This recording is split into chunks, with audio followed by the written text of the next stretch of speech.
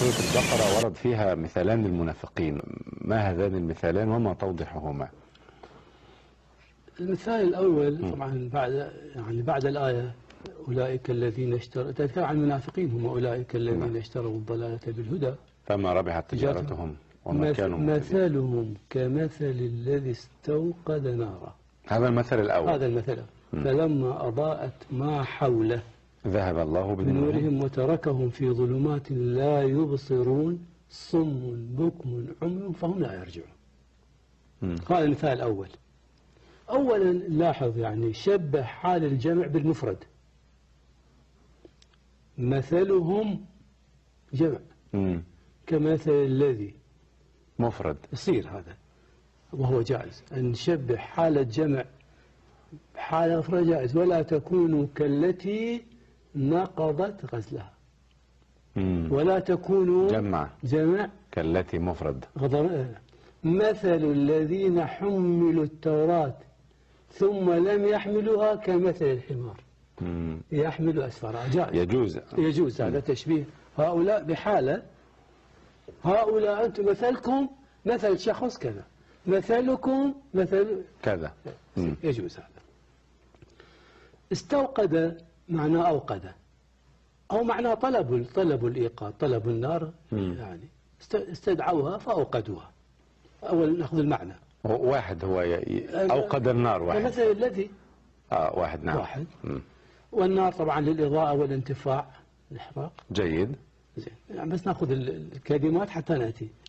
الإضاءة فرط الإنارة، إضاءة مضيء، المضيء أكثر من منير نعم من النور. النور مبدأ الضياء، ولا مثل نور الصباح نور إضاءة أشد.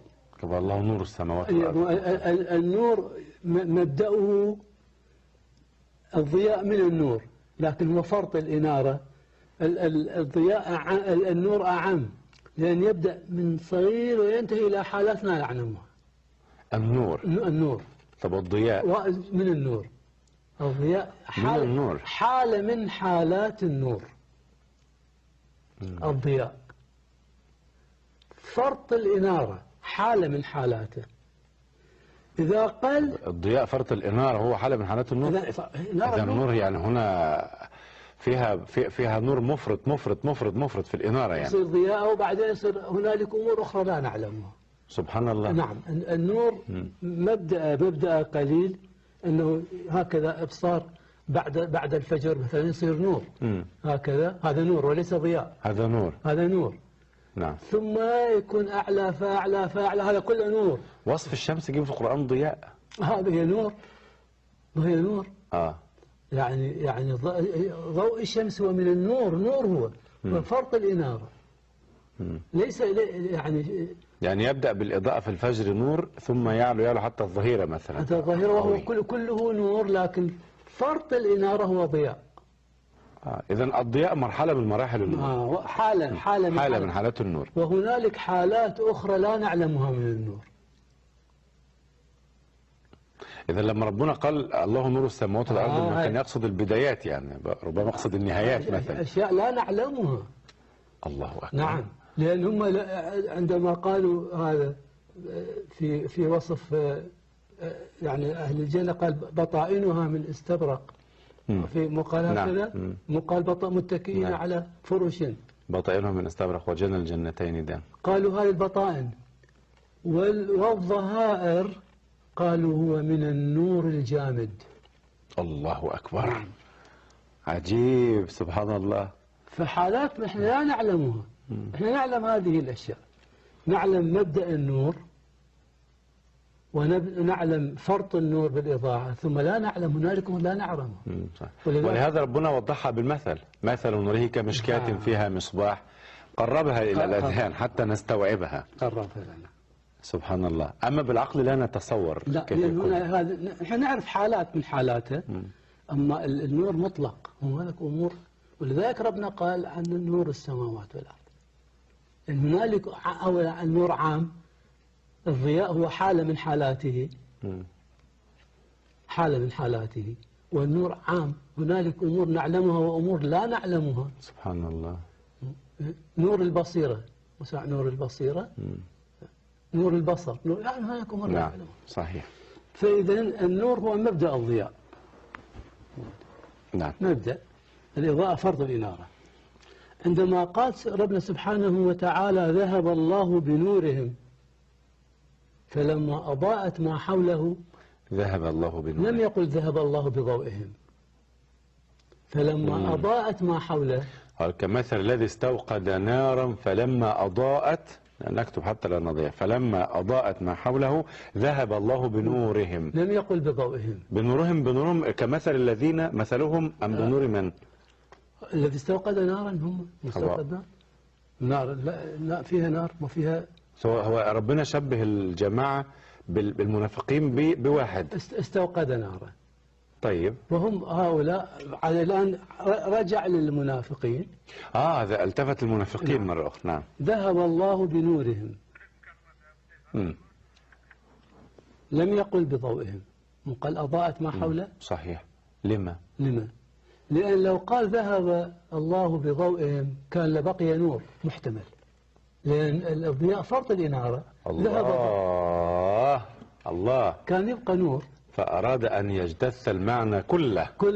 فلما يقول ذهب بنورهم إذا لم يبقى لا نور ولا ضياء، تبقى ظلمة. جيد. ثم قال أضاءت ما حوله، لم يقل ما حولها، يعني حول المستوقد. لأن هو الطالب، هو الطالب يعني. ثم قال ظلمات، تركهم في ظلمات. نعم. جمع الظلمة لتعدد أسبابها، وهي في القرآن حيث وردت مجموعة. ثم قال صم بكم، والأبكم الذي يولد أخرس. قال صم بكم عمي، ولم يقل صم وبكم وعمي.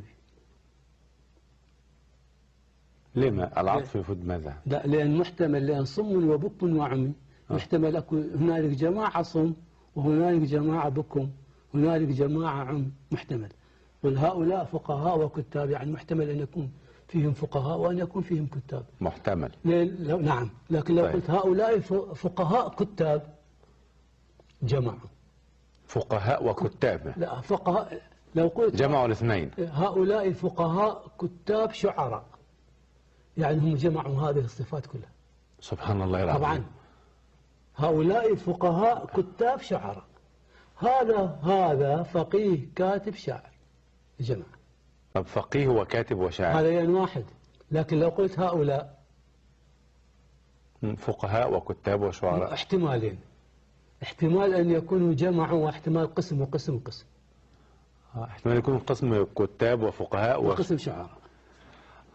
فيجمع القسم خصلة واحدة. نعم. وإذا أردنا أن نجمع الثلاث خصال في الكل نقول هؤلاء كتاب شعراء أدباء. هذا يصير تعبير قطعي. سبحان الله العظيم. لكن يصير احتمالي، عندما تقول فقهاء وكتاب احتمال يصير.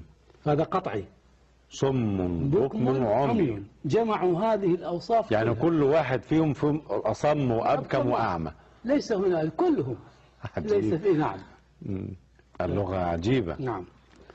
فهم لا يرجعون، تركهم متحيرين، لا يرجعون إلى المكان الذي بدأوا منه. أو الأعمى لا يبصر، والأبكم لا يسأل، والأصم لا يسمع. يعني كيف يرجع؟ يا الله. هل يسأل أحد؟ لا يتكلم. فقط لغة التواصل وأشكال التواصل. كيف؟ الأعمى لا يبصر، والأبكم لا يسأل، لا ينطق، والأصم لا يسمع، كيف يرجع؟ صعب. لا يمكن. قيل يعني لا يعودون إلى الهدى بعد أن باعوه، لأن قال اشتروا الضلالة بالهدى. لا إله إلا الله، مثل قاسي هذا. أو يعني لا يرجعون عن الضلالة بعد أن اشتروها. هذا المثال الأول. نعم.